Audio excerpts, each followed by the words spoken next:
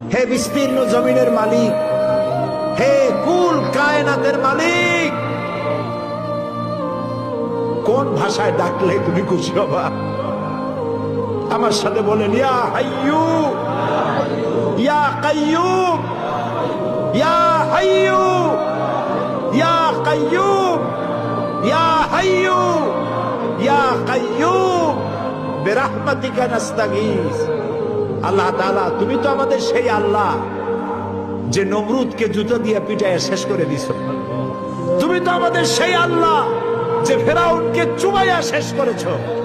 স্বৈরাচার জালিমদেরকে দৃষ্টান্তমূলক শাস্তি দিয়েছো। তুমি তো আমাদের সেই আল্লাহ।